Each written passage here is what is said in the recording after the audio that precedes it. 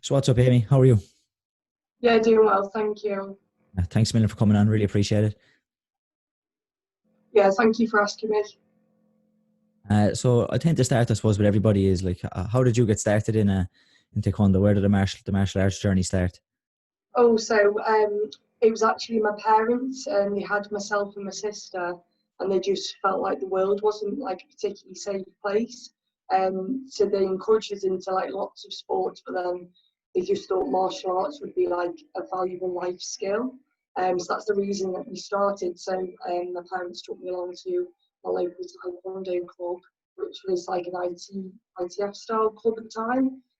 So I went along to that class and then like fell in love with it straight away and then competed in that style for like 20 years before moving over to the WT. So you were actually originally ITF. Yeah, so yeah, from 97. So I probably left the organisation 3 years ago. So yeah, like 20 years I was with them for. All right. So and then how did that kind of how did that kind of work like in terms of like an adaptive style? Was it much you couldn't do or much you could do in terms of competition? What, in the ITF style? Yeah. Oh no, I just competed at everything. So I was with an organisation called THB. So I got to a point where I'd actually won every title possible. So it was just like, where do I actually go from here? So I'd like become like world champion in like ladies, the ladies black belt division. I'd done like the patterns. I'd done literally everything. So it just got to a stage where I need to progress further. So that's why I then switched over styles. Ah, very good. And then would you have played any other sports as a kid? Were you a sporty kid? Yeah, when I was a kid, I actually did ballet dancing, tap dancing, swimming, and taekwondo. So I did that for about 8 years, and then my parents were like, "You are doing too much," because like my dancing exams, my taekwondo gradings were falling on the same day, and they were like, "Oh, to be honest, you really need to pick your favourite one." So obviously, I said taekwondo straight away. So then I left the other three sports and then just focused on taekwondo. Yeah. Do you feel there was a good balance there, a good mix between activities that they crossed over any bit? Yeah, I think like the best that like me doing ballet dancing was perfect because I came to taekwondo and everyone's like you're really flexible. So I think all the stretching that really helped me going into taekwondo. Yeah, we often see that even in our club. Anybody who comes from like gymnastics or ballet or something like that, like Yeah, if they can be flexible when you come in the door, it's always a great start. yeah, definitely. And so like that you started competing straight away. Yeah, it's pretty much so. Like my first ever competition when I was younger, I literally got kicked from one side of the sports hall to the other, cried my eyes out, and I was like, I'm not doing this.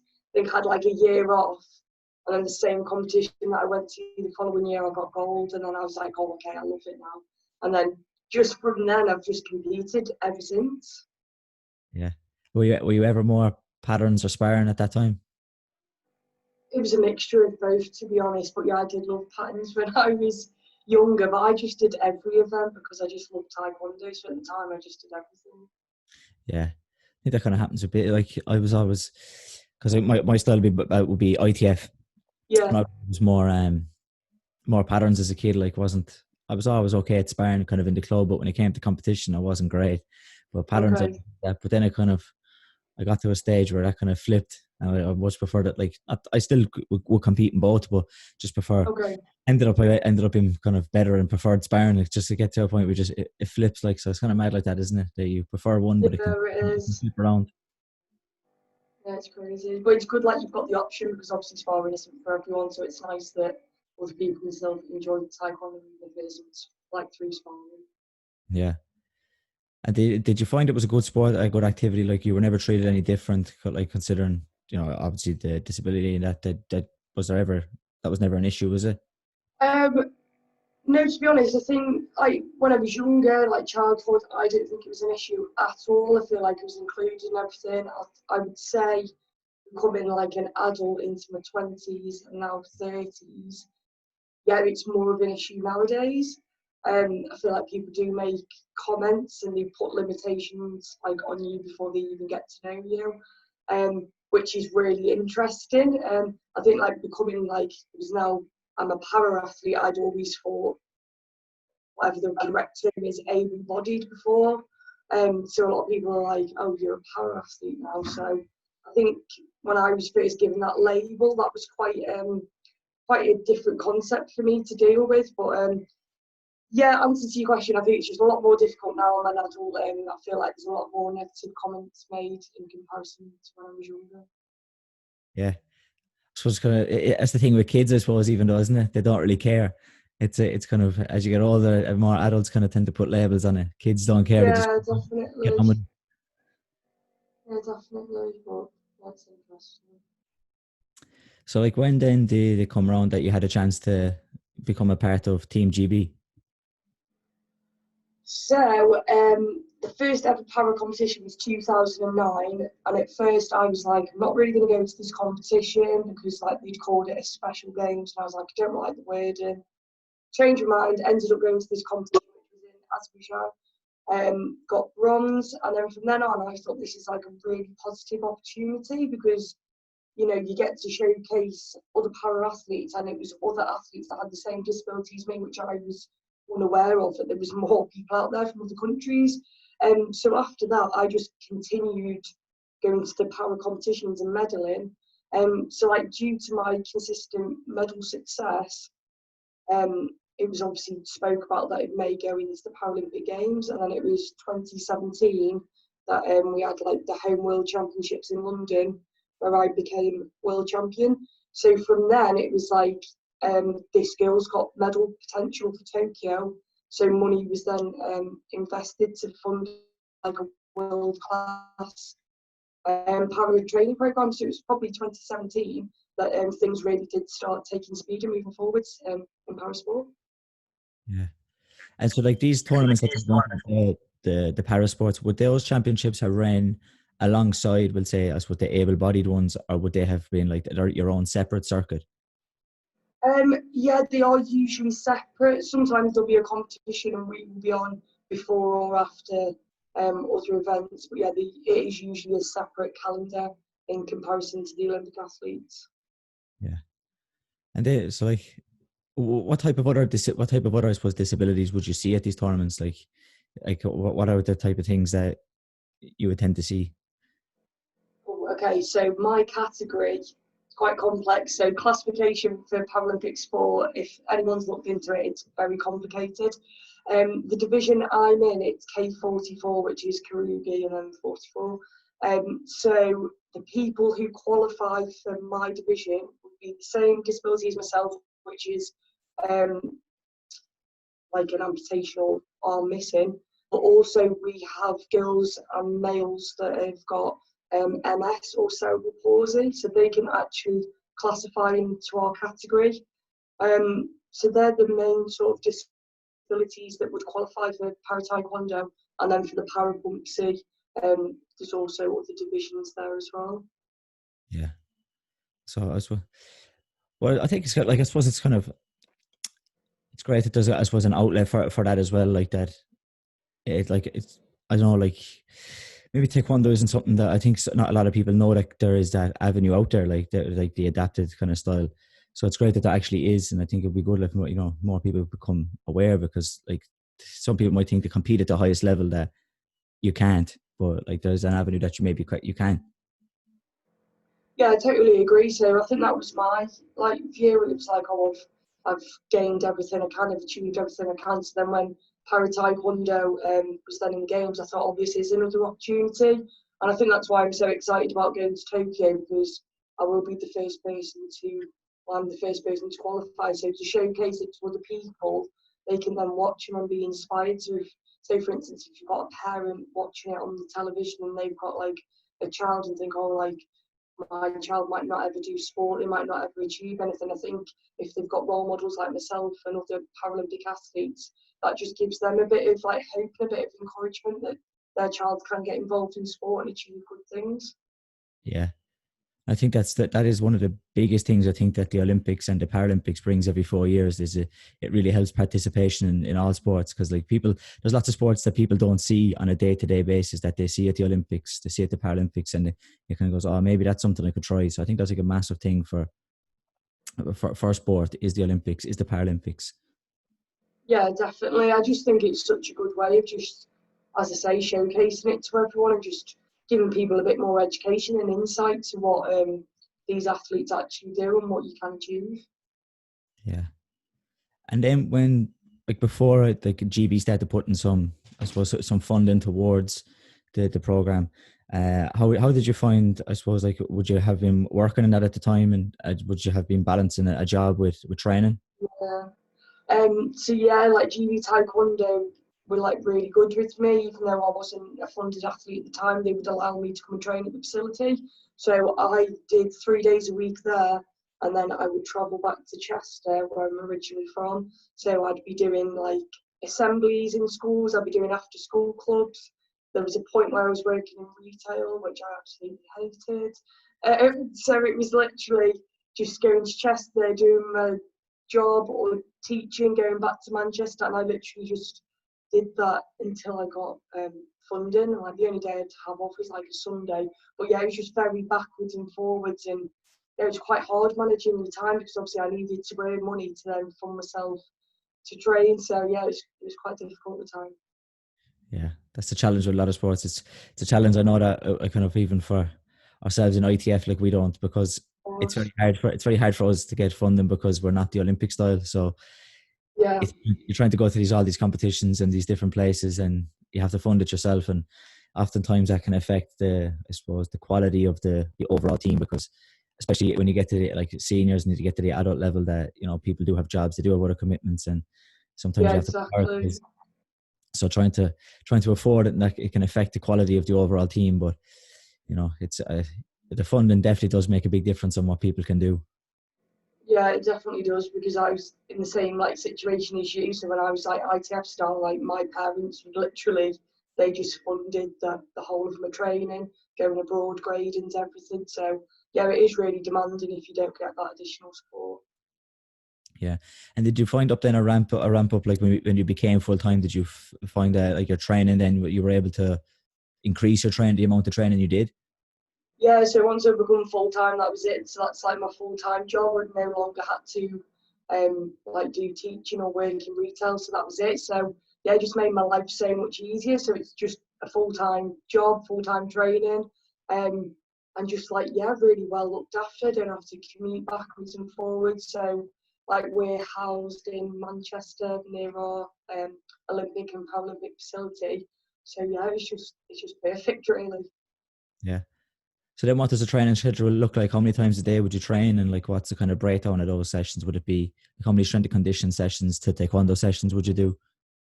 Yeah, so it depends on what like block of training I'm in. If it's closer to competition, I'll be like in performance phase.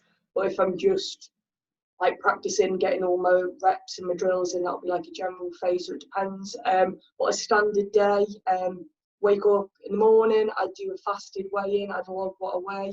I would then go to a kicking session in the morning, which is usually a 2 hour session, quick break, lunch, protein shake, any sort of recovery, and then it'll be a strength and conditioning session in the afternoon. So um, that could be like a weight session or it could be a bike or whatever the training is for that day.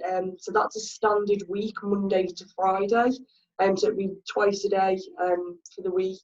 Saturdays and Sundays would be a recovery day. And then during the week, any sort of free time or recovery time that would then be used to go and have conversations, meetings with like the nutritionist that we have, or we go and get massages, get treatment from the physiotherapist. So that's a standard week, really. Yeah. So it's fairly full. There's always something to Yeah, put the it day. is, but yeah, we've got it really good. We get really well looked after, so yeah, I feel very fortunate. Yeah. And how did you find when you walked in? Because I obviously, when you go into the GB setup and you have people who have been Olympians like Jay Jones and that is there, like Bianca walked in, and that there's a couple of people there Yeah, that have achieved. What was that kind of a experience for us like? to be honest, I know how amazing they are, but I still know the normal girls, the normal people, so I'm quite relaxed around them. But I have like witnessed other people, and they get very excited and quite starstruck. So it's quite funny to see. Um, but yeah, I think you just get on with it really, because we're all there to do like one job, and even though they are like really high profile athletes, I think we just got to accept like they are just the same as everyone else, and they're trying to get like we're all trying to get the same goal. Yeah. And so, like, am I right in saying that the kind of the Olympics or the Paralympics is kind of the only medal you haven't won? Like, you've been European champion, you've been world champion, 2 times world champion, is Yeah, it right? yeah, that's right. So yeah, this is the only one that I need to get. So fingers So then, crossed. like the world championships, that was in I don't know, 2014. So where was that? Like, how was that kind of, what was that kind of experience like being a world champion for the first time? Um, I don't know. It was probably quite relaxed for me. I don't like jump up and down. I don't do the whole celebrating, and I was just like probably smiled and put my medal in my bag. But that's just me. Because I'm then too busy focusing on what's the next goal, what am I doing next. But obviously I was really pleased because I just thought this is another achievement that I've not achieved before, and it was amazing really, because I'm like, oh, I've been like THB world champion, and now I've gone to a different style of taekwondo and I've now achieved world champion in that. So yeah, on reflection, yeah, it was a big achievement and I was really pleased about it. Yeah, I suppose that kind of shows then, like, it gives a sense of belief as well. You know, you're kind of good, like, if you can go across styles and still win, there's kind of, you know, you're doing something right, I suppose. Yeah, definitely. So yeah, it's really, yeah, I suppose it is really good. Yeah. So then, like, how did the qualification for the Paralympics work? Is it the same? Is it something similar to, would say, the able-bodied for the Olympics? Is it same Yeah. process, or is it different? So I think in Olympic taekwondo it's the top six that would actually qualify, whereas para taekwondo it's the top four athletes. Um, So yeah, I've been ranked number one for about 2, maybe 3 years. So yeah, I automatically qualified a spot because I was in number one position. But yeah, competitions are the same sort of ranking points. If we have a G1 competition, it's 10 ranking points. And then it goes up from there. So yeah, it's just the same. So it depends on your ranking points. Depends on how you qualify for the tournament. Yeah. And then is there only going to be a selection of weights? Because I know they don't, like, in the am I right in saying in the Olympics it's not the full spectrum of weight divisions? It's kind of, they pick two or three. Is that similar? Yeah, so yeah, it's similar, but like the Olympic and Paralympic weights are different. So for girls, ours are very different. We have -49, -58, +58. And then in the boys, para taekwondo, it's -61, -75, +75. Um, so there's two other boys on the para team, so we are still waiting for the two boys to go to the European qualifiers, and hopefully they will qualify for the games as well. Yeah, that just got obviously pushed back because of COVID-19. Yeah, yeah, which again, it's a waiting game for them now. They were meant to be competing in April, so yeah, it keeps getting pushed back. So hopefully it'll be the start of next year. Yeah. So then, how many tournaments would you do a year? How often would you compete then? Obviously, you know, to keep your ranking at number one, would you? How often and how many I tournaments would you think compete in a year? usually on average it's probably 4 to 5 competitions per year. That's usually, I would say, average on like the Paris calendar, probably like 4 times a year. And is that the same kind of? Would it be the same circuit, the same tournaments, kind of every year that you would be competing at? Yeah, pretty much. What sort of countries would they be? What sort of places would you get to visit? Oh, I've been to quite a lot really. Don't know, been to America, been to Azerbaijan, been to Bulgaria, Turkey. So yeah, quite a few really. Yeah. Do you find you get to experience them? Because, so I know myself, lots of people go, "Oh, it's great, you get to go to all these countries," but then you kind of go, "Well, I didn't see the country. I saw a hotel and I saw a sports hall, and Portal, uh, yeah, uh, that's and literally that was it. it." So Yeah, would it that's be similar? literally it. I say the same to people, like, oh, you're so lucky. And I'm like, yeah, it was a great airport, great sports hall, that's it. But to be honest, no, we don't really get that much downtime. Like maybe sometimes a day if we're lucky, but it's pretty much train, compete, home, day off, start again. So yeah, it's pretty much in and out. Yeah, I suppose yeah, it's nice you get to go out to all these places in one way, but like you said, you don't get to really experience it. Like there was there. I went to Rome there last year for a tournament. It was Mhm. actually 2 years ago, and it was we literally got to like on a Friday evening, competed all day Saturday, and then flew home Sunday morning. So I was like, I was in Rome. Oh, Like, oh, geez, you were in Rome there at the weekend. It was like, yeah, but I might as well not have been because like yeah, you it, could have been anywhere.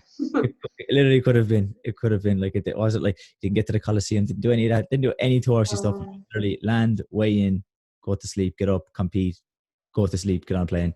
So look, great sporting wise, but like in terms of like this going, oh, you get to travel to these places, like well, yeah, it's not that much. but You yeah, don't, it's not as glamorous as what people think. yeah. So like, what sort of countries then are? Because I know it kind of varies on the countries. It's kind of in ITF, the countries that would be at the top, high level in terms of winning overall medals. What type of countries would be the best countries from your point of view, from your side? Um, Turkey and Russia, they've got a lot of numbers. They've been consistent with medals, so they're probably the two sort of biggest, quite high ranked countries for Taekwondo, really. Yeah. Oh, would that do you think that would be down to funding because like to Turkey wouldn't be a country really in ITF taekwondo that would do very well. It's do you think that might be down to funding and the ability to where they put their time and effort? I think it's just time and effort. And I think they've got good numbers. So yeah, they've just got a big team, good support, quite a few different coaches. So I think it's just good support really to develop the athletes. Yeah. So then like since how have you so obviously Tokyo was meant to it should be over by now really. So Um, how did you find that being pushed back and how have you kind of handled that? to be honest, I had already prepared myself for it to be postponed. I just thought, like common sense, obviously this cannot go ahead this year. So when it was announced, I was like, yeah, I expected it. So yeah, I was a little bit disheartened, but I just thought, no, I've got another year to smash it. Um, so I just took it as like a positive sort of experience and a good opportunity just to make more developments throughout the next 12 months. So even though I would have loved to have competed this September, I've just got to wait another year now. Yeah. How do you think people from because I know I think it's going to be challenging for people in other sports that kind of have been building up and then to push that back and like because obviously like some sports are set that it's going to be a 4 year cycle that the Yeah. training is set across that time and then that's just been offset like it's kind of I think it'll be a challenge for some people to maybe adjust like what do you fill that next year with it's like you've planned well these 4 years are going to be planned with their training is going to be set up like this what do you fill the next year for because like you look at the peak here it's like you have to kind of extend it it's what do you fill that time with but Um, you know I suppose like I maybe not don't feel like, might not be an issue for yourself, but I think maybe other sports, maybe that might be an issue. yeah, I personally think it's not an issue for me at all, and I know the coaches I work with will have the best plan and training schedule put in place. But yeah, when you talk about other sports, it's really quite upsetting for those because there will be people like planning probably to have families, probably to have children, planning retirements. So this being postponed has probably affected the whole of their plan, which is quite massive. Obviously, I'm not in that stage in my life to even think about stuff like that. But people who've been competing like high-end sports, yeah, that's probably like a big factor is like their retirement plan and stuff that would have been affected. Yeah. And then what do you think is going to happen like with you because I don't know. Have you heard anything like that? I don't know if there's anything out there. Like, is it going to be then? Obviously, the next Olympics would have been 2024. Is that still going to go ahead, or is it going to be Yeah. So yeah, 2025? it's It does offset it all again, or yes, I didn't. So the games will be next year, 2021, and then it's only going to be a 3-year cycle till Paris 2024. So I suppose there is some positives with that because it's a less amount of time to qualify, so it's a shorter cycle. Yeah, I think it's positive. yeah. So you have to find the positives, really, don't you? There's going to be Yeah, some definitely. positives. Yeah. So then obviously I know you said that it's such a bonus, I suppose, the fact that like the high level athletes and you're all kind of together in the one setup. as a team that you can train together, like you're able to train throughout this. Like if you're kind of one person on your own who needs like a very limited facility, like your training could have been thrown off completely. Like there could have been a possibility that you got no training done throughout this. Whereas I suppose, like, you know, with GB Taekwondo, there's a facility there. You can all come in and train together in that one area. So Yeah, definitely. Like before we all went back, obviously we were all isolated at our own homes. So I actually spent the beginning of lockdown, I think it was a good 10 weeks with my sister. But luckily she's got like a garden space and we had like really good weather, so I could like train twice a day. But yeah, when we all got back to the gym, we've all been in separated groups, and like a lot of sort of like precautions and procedures have been put in place, of all like social distance, and all the coaches are wearing like the correct like protective equipment. So yeah, it's gone well. yeah. And then with your training, like in terms of, like when you say, I said you do it some kicking sessions. How many kicks in that would you think you would throw in a session? Like what does that kind of work? Is it we're going to do a certain amount of kicks? Are we going to be explosive kick? Like what type of those kicking sessions do they kind of entail? Oh, it depends. It depends what like the theme for the week is. If I was doing, I don't know, like a leg control session, for instance, that would be like a warm up to start with. It might be having your knee and hip in the correct position, doing that for a minute on each leg times 10.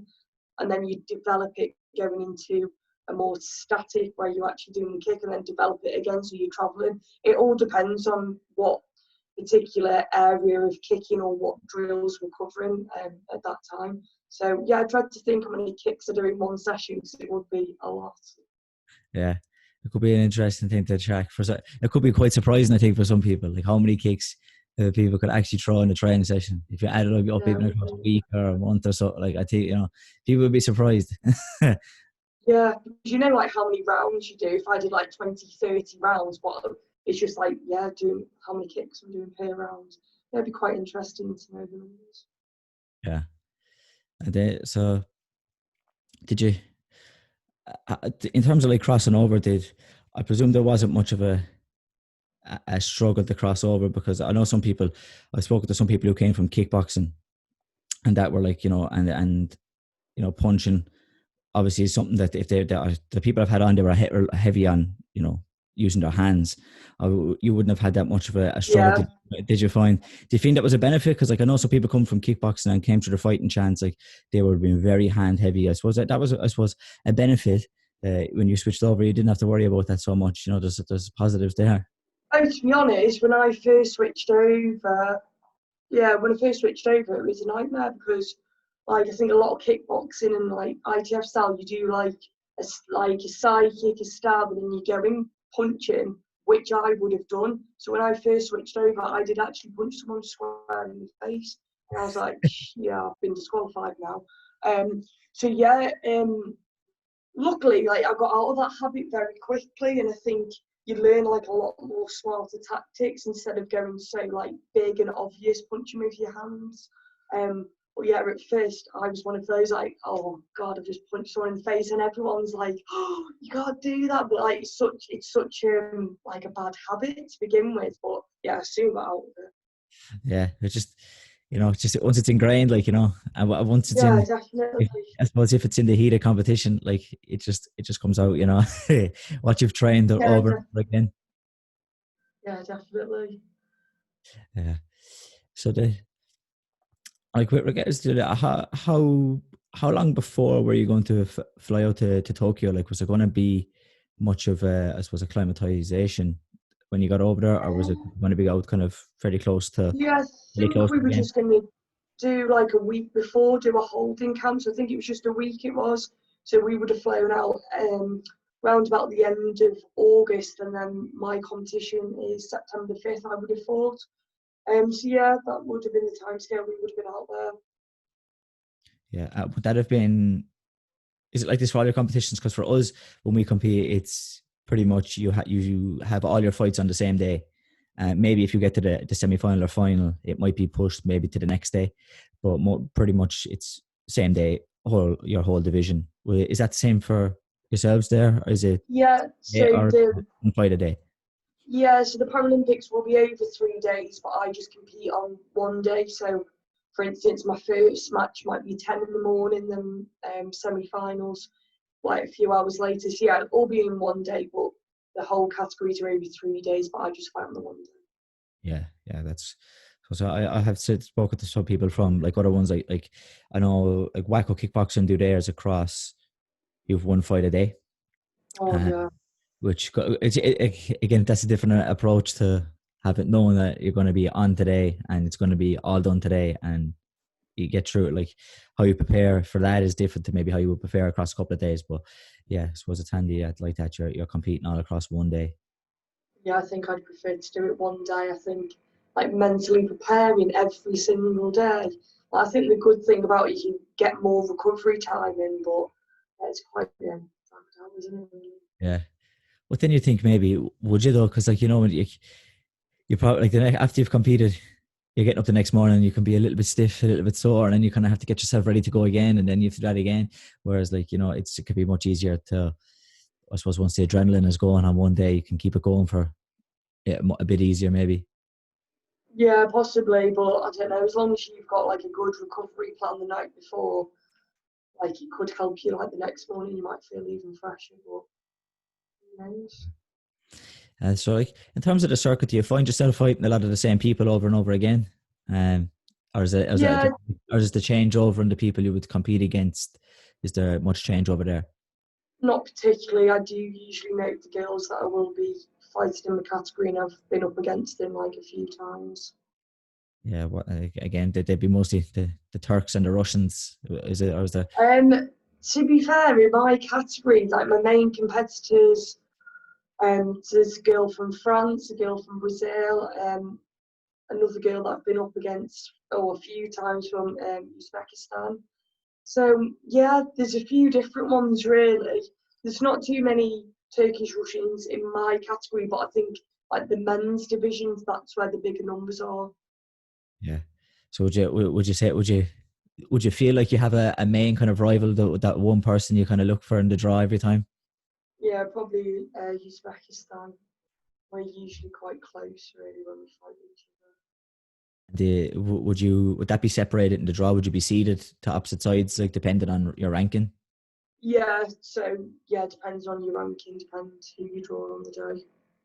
Yeah, I think that's one thing that we could potentially look at for ourselves in ITF. That the only people see. Well, I suppose the only people seeded are the ones who would have been in the final at the previous championships, Yeah, uh, because there isn't really a ranking. But then you kind of end up and you could have a first round match. You could have sometimes two of the best people in the first round, and like somebody has to lose, whereas I could have made a very good semi final or a very good final. So yeah, I think seeding does help like that, especially like that if you've had to pay, if you've put in all the effort, you've had to pay for yourself to get to these tournaments and to go and have the toughest match in the first round can sometimes not be the best. So that's why seeding would be a big help. I think like that you get the best final, you get for the spectators and for everybody, for even the people involved, you get the best like the best people in the final or close to the final. yeah. I think it's a good way of doing it. Yeah, and yeah, I suppose like it's such a shame like with Tokyo getting pushed back, but uh, it's like 12 months. I suppose it's not that long, really, is it? Like it's not that far away. Like think about it. It's not like this year has gone so quick, but I think from when I found out it was actually going in as a Paralympic sport, which is what maybe 4 or 5 years ago. Everyone's like, oh, it's only like 3 years to Tokyo, only 2 years, and then you wait, and then it's like, oh, another year. I'm like, oh, but Yeah. yeah, like if it's anything like this year, I'm sure it'll go very quickly. Did you find that maybe when you first heard it was going to be pushed back, it was kind of maybe not a big deal? Okay, what's it actually? But then the week you were supposed to be actually there, did you find that any different? I think, geez, I'm meant to be over in Tokyo to now compete. And I mean, did you find that Yeah, harder? yeah, I think at first I was like, oh, it's fine, it's a year. And then when I like looked at the date, I was like, September the 5th. I was like, wow, like I would have just done the biggest competition of my life and my life could have possibly changed. So just like after training, I was sitting thinking, oh, I'm just going to have to see what this is going to feel like in a year's time, because yeah, it was a bit strange, really. Yeah, because right back at the start, we were meant to have the European Championships about 6 weeks, I think, maybe 6 weeks, 6, 7 weeks after, we'll say, the kind of lockdown started happening. And I remember, like, at the time when it was said, like, oh, there isn't going to be a European Championships this year, it's kind of like, all right, okay, look, it is what it is. You know, it's you know, what's 1 year called off. But then when it came to the week that was supposed to be there, it had been so long since I'd properly trained, and it was like, love to be over there now competing. You know, kind of it hit harder once it got to the week Yeah, to be there. yeah, it's tough. But I don't know, everyone's in the same boat, really, aren't they? It's just affected everyone. Yeah. And do you think, like, from our point of view, I don't really, it's hard to kind of say when we'll be able to get back to competitions. Do you have kind of, like, are you going to come, is there any competitions for you between now and then? Is it going to be like, or is it the next time you compete is going to be the Paralympics? Um, no, obviously nothing will be happening this year. I'm hoping that something will be arranged next year, just so I can get a little bit of mat time before Tokyo. So I don't compete till September, so I am hoping something will pop up, but there is nothing on the calendar as of yet. Yeah. And would you ideally compete just the once, or like if you had to, if you were able to pick, like if there would be, would it be 2 or 3 times? Like if you in an Yeah, ideal world for yourself, what would you like to see? if I could get like a couple of competitions, then I'd be happy with that. Yeah. I suppose that goes back to the planning as well, doesn't it? When you're trying to plan the next year, how many times do you compete? Like even if you look at other sports, like if you're, I don't know, a runner, how many times do you want to race? How many times? Yeah, it's that kind of thing, isn't it? That people wouldn't usually be prepared for. Yeah, true, but like I think I'm just very lucky that I've got like high performance coaches who are very um professional and know what they're doing in that area. So it's not really something I have to worry too much. So obviously they've got the correct plans to put in place. Yeah. Did you find that was even a massive help, like when you went into the high performance, having people like nutritionists and strength and conditioning coaches there to help you along? Yeah, it's a bit crazy really, because when you used to go training, it's like you turn up and like, oh, what are we doing today? Like you don't know what you're doing, you just go along to train. So when someone's like sending you a plan, like, oh, on Monday this is what we're doing, this is like the theme we're working on, we'll be doing this kicks. It's like, oh, okay, so I actually know what I'm doing. So yeah, you're so used to getting plans and like the reason why you're doing certain plans. But yeah, at first it was like, oh, okay, so this is what sports all about then. Yeah. So yeah, it's a bit of a shock at first, but yeah, obviously it's really beneficial. Yeah, that's good. So speaking to a couple of people who have been involved, it's if you've come from a sport, I suppose, where that's, you don't have that at your fingertips, to have that extra support is such a massive help and a massive difference. Yeah, definitely, because obviously I went through like 20 years of doing ITF style, so I know like what the two differences. I know what it's like not getting physio, not getting nutrition plans, not being able to like fund yourself. So yeah, I've literally done like two ends of the spectrum. So yeah, it is like a massive difference, really. Yeah. And did you find much of a, like, I know we spoke about a little bit about the change from ITF to WTF. How did you find having to wear the body armor? Was that much of a transition? Did you find that to be a struggle? Yeah, yeah, like there's so much that's different about it, really. Like obviously the equipment's different, not being able to punch to the face. Obviously there's a lot more thought behind it. It's a lot more tactical because you've got to score like on electronic systems. Yeah, there is a lot of adjustments, and it is very different. So yeah, it did take me a while to adjust to it and just learn a different style, really. Yeah. Because from time to time we try on the body armor, just, just to try and do certain things, like, because we have a few of them in our club, and the Okay. first, like, it's straight away you're like, oh, it's a bit hard Yeah, even just to breathe, like, because you just, yeah. it takes a little bit of getting used to it, doesn't it? Yeah, definitely. But I think it's so good because then you can actually see like the target area of where you would be kicking usually. So it'll help like be more accurate as well. Yeah, yeah, and Yeah, I suppose there's nearly before we kind of finish up. I tend to ask everybody uh, if you had to pick a favorite fighter. It could be taekwondo, it could be any other sport, it could be boxing, it could be MMA. If you had to pick a favorite fighter to watch, who do you like to watch the most? Oh, favourite fighter. This is a tough one. There's too many good ones. Yeah, Like maybe. UFC, it's got to be like Conor McGregor, hasn't it? Really? Yeah, a good Irishman, I suppose. Exactly. Is there any particular one in maybe in taekwondo that you like to watch? Oh, there's loads because obviously we've got all our like golden girls like Jade and Bianca. So yeah, probably Jade and Bianca, but I think from the boys it's got to be Bradley Sinden. I think he's a very intelligent fighter, so I'd say Bradley. I think he's really good to watch. Yeah, will there be a few people now offended that you didn't say them? No, not at all. Like everyone's amazing on the team. Otherwise, they wouldn't be on the team. But yeah, they're probably people that I look at and think, yeah, you're very smart and very good at what you do. Yeah, I think we'll leave it there. I've really enjoyed. I've enjoyed chatting to you, and it's been good to hear your story and where you're coming from. It's not. To be honest, it's not something I would have massively even knew was probably a thing. Was the kind of was para taekwondo, but it seems great. I think it's a great idea. I think it's great to see. It's great to see it in given a shot in the on the kind of Olympics and Paralympic stage. So Yeah, yeah, definitely.